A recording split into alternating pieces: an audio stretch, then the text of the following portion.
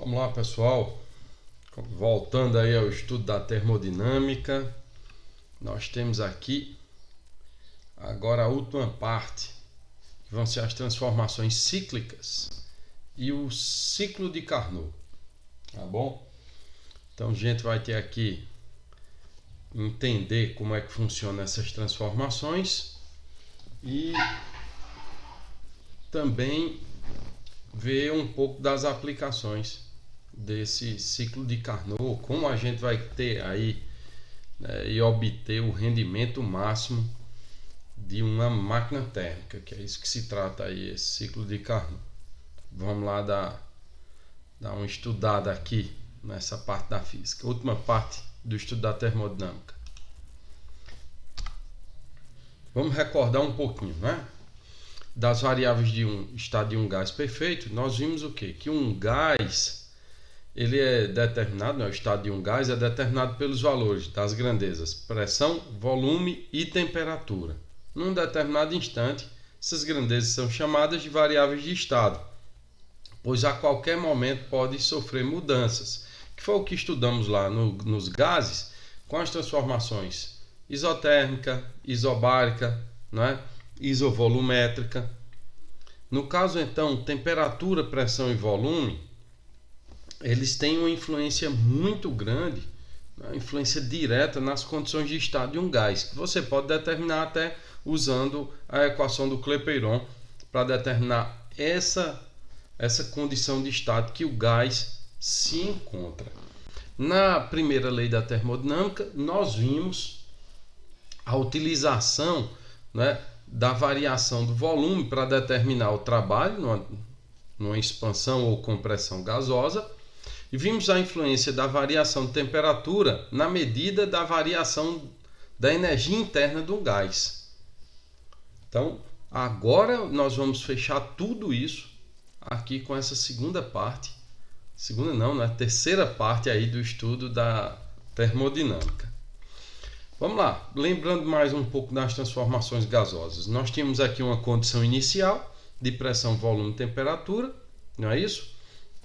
Se a gente aumenta ali, por exemplo, a pressão do gás, a pressão que o gás está sendo submetido, ó, exercendo uma força nesse êmbolo, então você vai ter o que aqui?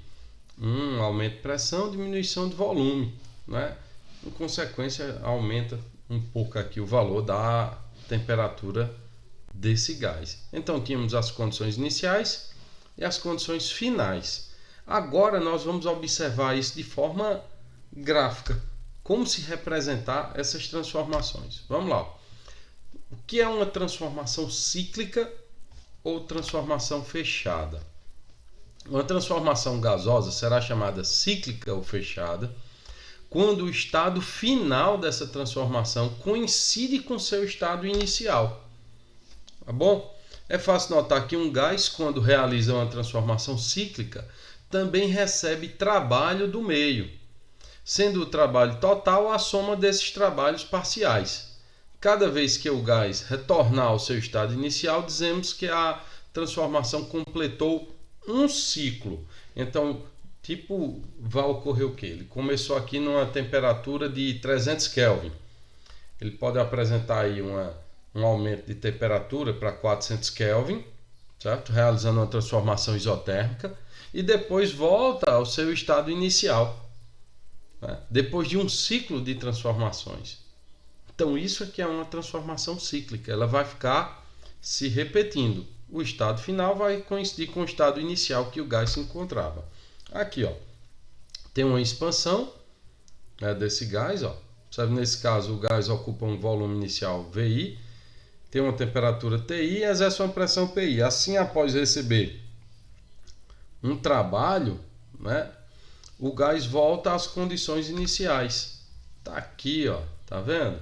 Então isso é um ciclo de transformação.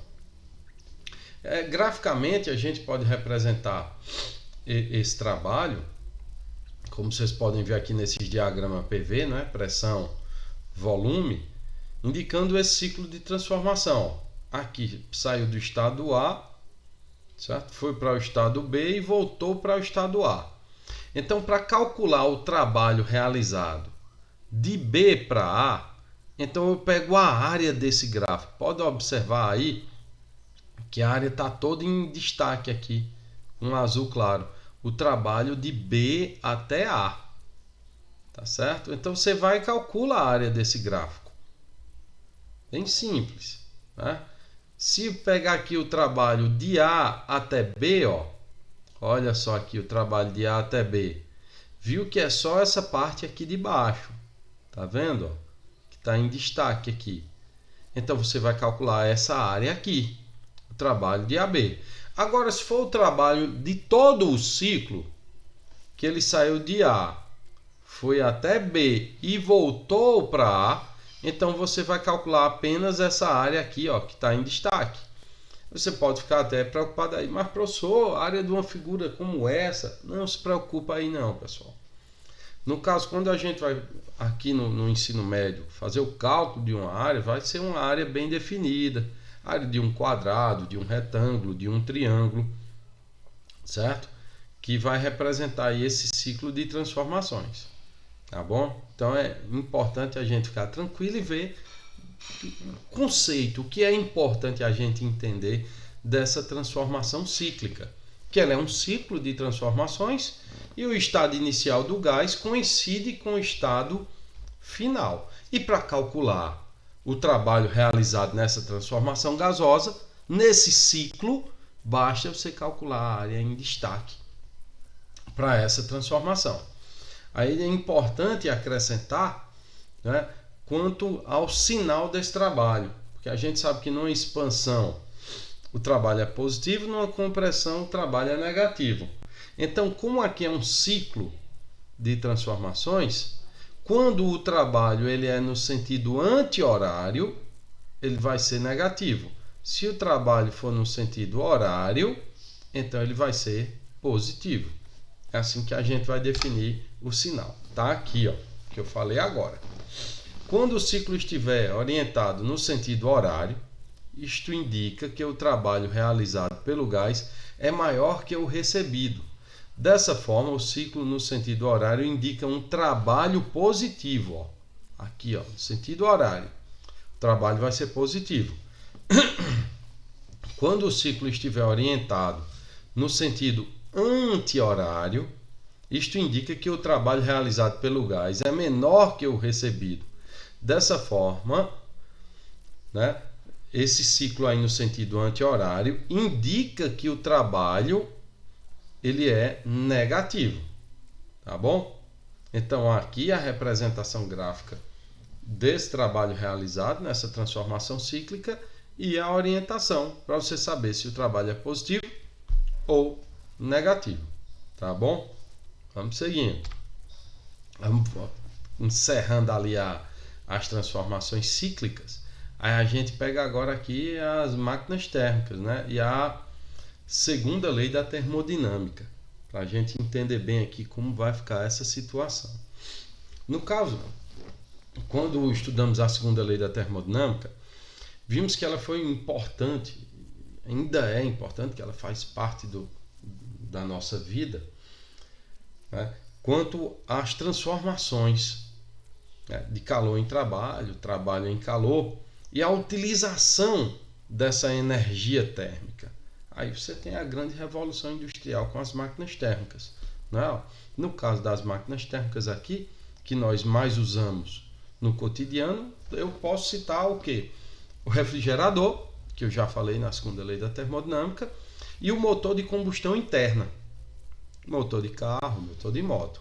As primeiras foram essas aqui, né, que eram chamadas de máquinas a vapor. É tanto que a definição de máquina térmica, olha só o que diz, ó, máquinas térmicas são máquinas capazes de realizar um trabalho através da transferência de calor entre duas fontes, uma quente e outra fria, através de ciclos. Parte do calor retirado da fonte quente é transformada em trabalho e outra parte é transferida, né, para a fonte fria, vai ser rejeitado. E como vimos na segunda lei da termodinâmica, a maior parte dessa energia ela é rejeitada para a fonte fria, né? Você não consegue reaproveitar completamente você não consegue aproveitar completamente essa energia que é fornecida. O grande avanço que tivemos tecnológico aí durante a Revolução Industrial foi graças a esse avanço aí na máquina térmica. Então mudou a forma de se observar a produção. A produção deixou de ser aquela produção de forma artesanal, né? E passou a ser uma produção de forma industrial, né? Com a utilização dessas máquinas térmicas. Tá aqui, ó, só um pouquinho de história, né? A Revolução Industrial teve início no século XVIII, na Inglaterra, com a mecanização dos sistemas de produção. Enquanto na Idade Média o artesanato era a forma de produzir mais utilizada, na Idade Moderna tudo mudou. A burguesia industrial, ávida por maiores lucros, menores custos e produção acelerada, buscou alternativas para melhorar a produção de mercadorias. Também podemos apontar o crescimento populacional, que trouxe maior demanda de produtos e mercadorias. A Revolução Industrial, as máquinas substituíram várias ferramentas e eliminaram algumas funções antes exercidas pelos operários. É claro, né? Agora, por exemplo, na indústria têxtil, você não ia precisar de uma pessoa estar passando ali o fio devagarinho ali, ou então numa máquina de tear. Agora você tem uma máquina térmica, né? Hoje se utiliza também muito motor elétrico para fazer esse tipo de serviço. Mas durante o período da Revolução Industrial eram máquinas térmicas. E é importante a gente fazer uma interpretação do que está ocorrendo agora no período que vivemos. Não é mais essa revolução industrial com máquinas térmicas. Hoje nós temos a robotização das indústrias. Se vocês derem uma olhada aí no YouTube, por exemplo, a fábrica montadora de carro da Tesla. Dá uma olhada lá, um vídeo, certo? Da montadora de carro da Tesla. Vocês vão ficar impressionados. Quase não tem funcionário. Se você observar a fábrica de cerveja da Heineken, lá na Alemanha, praticamente pouco, olha, eu não contei 10 funcionários no processo de embalagem, de produção lá da cerveja, não. Se você observar fábrica de cerâmica lá na Alemanha também, pouquíssimos funcionários, a maior parte são robôs. Aí você diz, mas isso está distante daqui da gente. Tá não. Esses tijolinhos de calçada, tem uns tijolinhos cimentícios que é uma moda agora, em praça, tudo eles colocam. A fábrica desse tijolinho fica indo ali para o Recife. O cara comprou a fábrica na Alemanha. Tem pouquíssimos funcionários. Tem um funcionário que traz a matéria-prima, joga lá na máquina, outro fica supervisionando as máquinas e o outro faz o transporte dos tijolinhos. Os tijolinhos já saem da fábrica, tudo embaladinho. Só faz a empilhadeira pegar e colocar no caminhão para fazer a distribuição. Então não está longe da gente essa robotização da indústria. Então a mão de obra ela tem que ficar cada vez mais especializada. Está mais precisando de gente até para fazer tijolo. Então a gente deve ficar atento a isso. Vamos lá. Aqui uns exemplos de aplicação, né, de tipos de máquina térmica. A máquina de Nicholas Cognut pode ser considerado o pai moderno do automóvel. Ao ter iniciado por volta de 1770, durante o reinado de Luís XV, o desenvolvimento dos veículos propulsionados a vapor, através da invenção de um carro assente em 3 rodas. Olha a imagem aqui do carrinho. Como foi evoluindo. Essa aqui é a máquina a vapor de Newcomen. Essa causou uma grande revolução na indústria de mineração de carvão lá na Inglaterra, né? Em 1712, Thomas Newcomen constrói uma máquina a vapor que será a primeira a ser amplamente usada. Sua função era drenar as minas de carvão na Inglaterra. O que acontece? Elas ficavam inundadas e o pessoal não conseguia produzir carvão, minerar, não é lá, o carvão durante esse período. E aí o que aconteceu?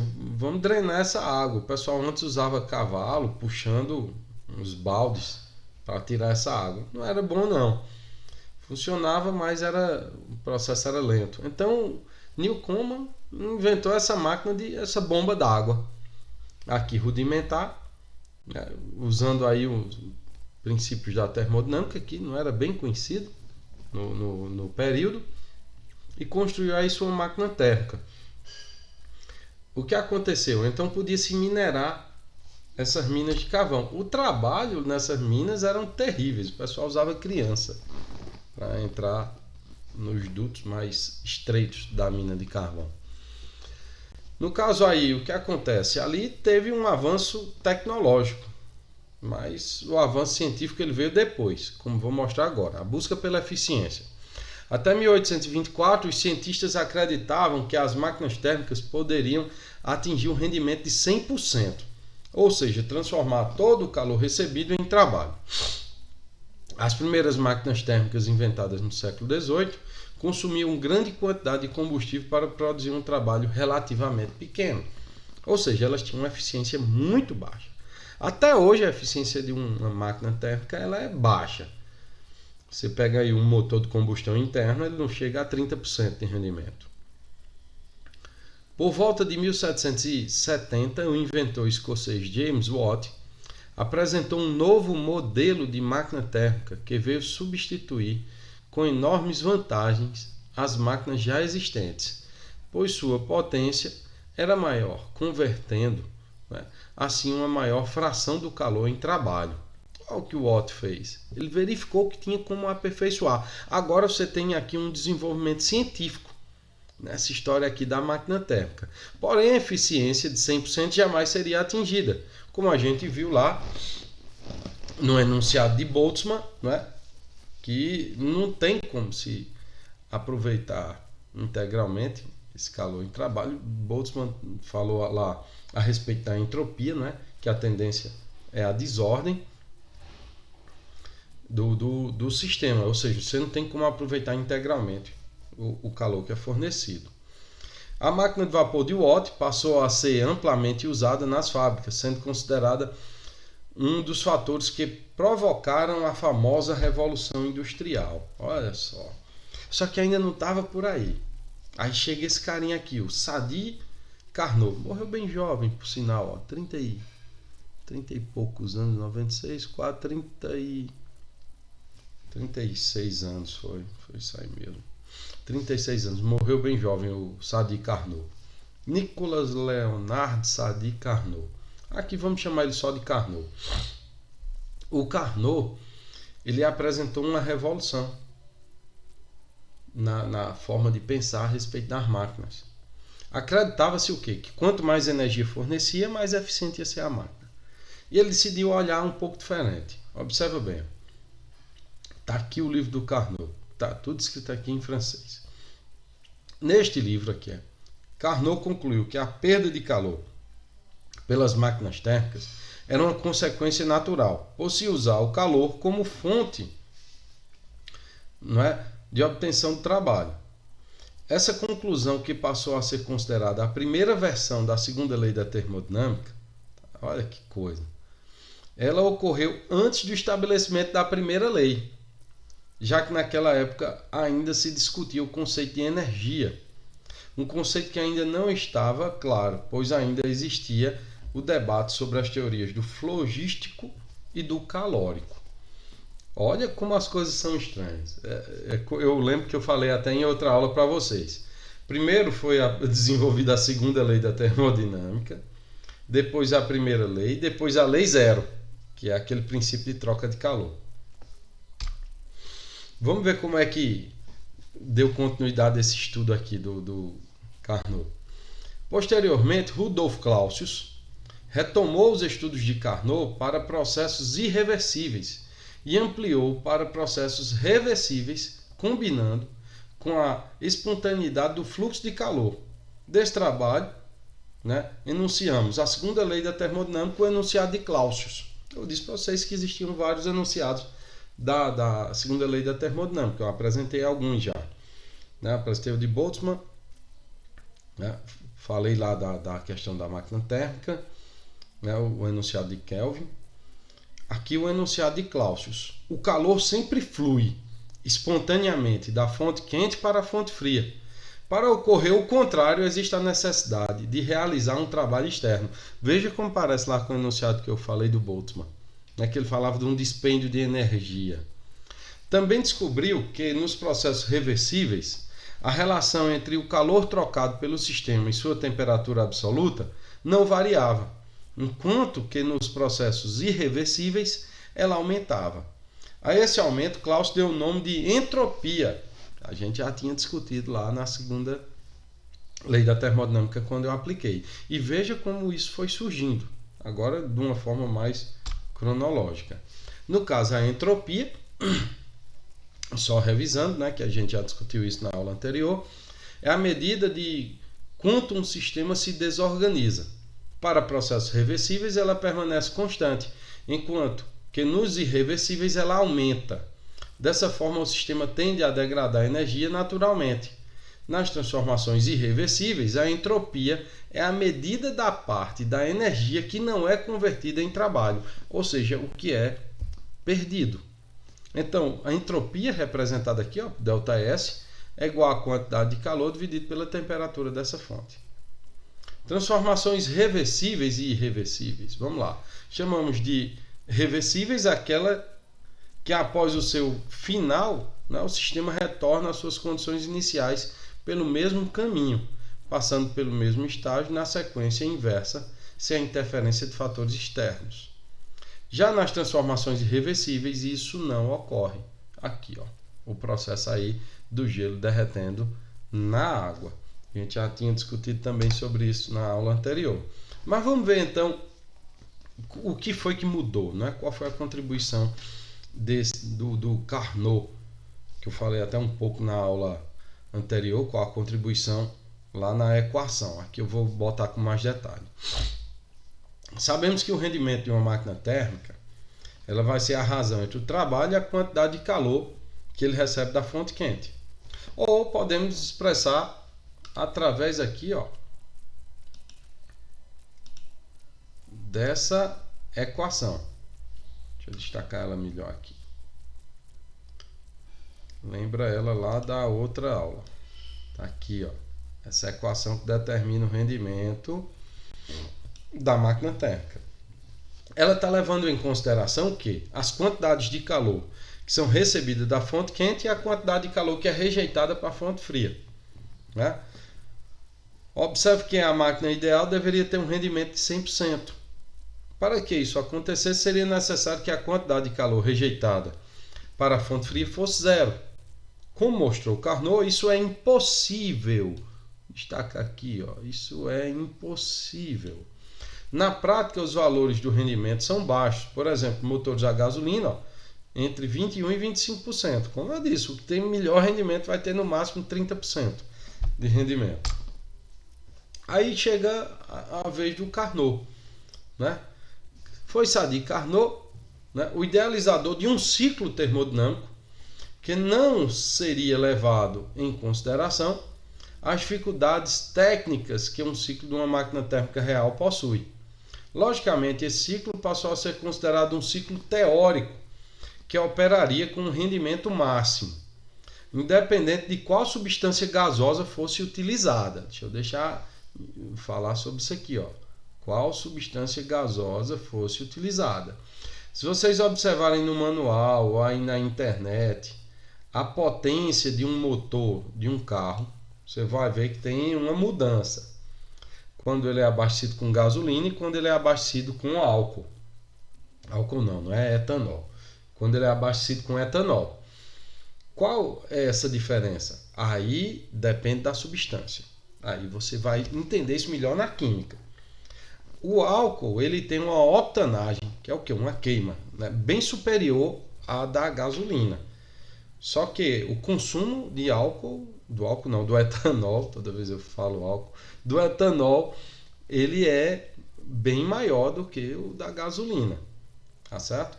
Mas para os motores ele é mais eficiente, porque ele vai ter aí uma queima mais uniforme, uma alta octanagem, aumenta aí em 2 a 3 cavalos de potência, dependendo do motor, né?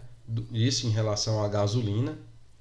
Ele é mais limpo, por ser até uma substância biodegradável, né? Você tem ali um retorno dela para o meio ambiente, né? O que é expelido ali é água praticamente, o resultado dessa combustão, enquanto a gasolina não, tem um montão de poluentes. Então o álcool tem algumas vantagens, a desvantagem é só essa questão do consumo.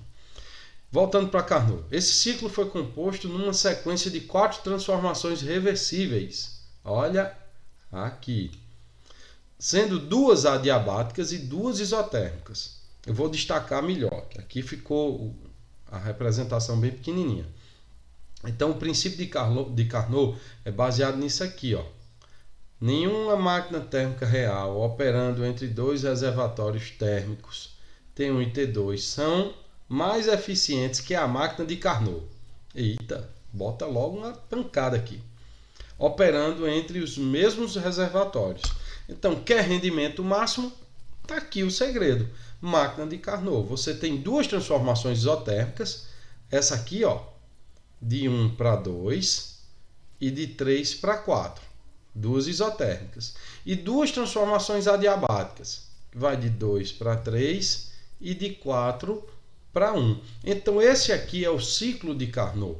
Quer uma máquina que tem eficiência máxima? É essa aqui. E o Carnot, ele levou em consideração não as quantidades de calor, né, que é recebida e rejeitada, mas sim as temperaturas dessas fontes. Olha só, no ciclo de Carnot, as quantidades de calor trocado e as temperaturas absolutas das fontes são proporcionais, valendo a relação, né? O rendimento eta é igual a 1 menos temperatura final, temperatura da fonte fria dividido pela temperatura da fonte quente. Esse aqui é a equação quando você vai obter um rendimento máximo para uma máquina operando em ciclos de acordo com o que Carnot defende. Ou seja, uma máquina de Carnot ela tem um rendimento máximo. Observe que para uma máquina ter rendimento de 100%, né, eta teria que ser igual a 1. Seria necessário que a fonte fria tivesse uma temperatura de 0 Kelvin. Não dá. Né? Entretanto, a segunda lei da termodinâmica garante que não existe tal rendimento. Então é impossível que um sistema físico se encontre no zero absoluto. Tá bom? Aqui tem algumas leituras que vocês podem aí buscar na internet fácil, né? O Caos e a Ordem, os experimentos de Joule e a primeira lei da termodinâmica, entrevista com Conde Rumford, da teoria do calórico ao calor como uma forma de movimento. Aqui o Conde Rumford foi quem observou essa questão da energia, que o calor seria uma forma de energia, depois essa ideia foi aperfeiçoada. Está encerrado aqui as transformações cíclicas e o ciclo de Carnot. Encerramos o estudo da termodinâmica depois de 3 aulas e vai ficar aí uma lista de exercícios para vocês junto com essa aula, tá bom? Deixa eu encerrar aqui a gravação.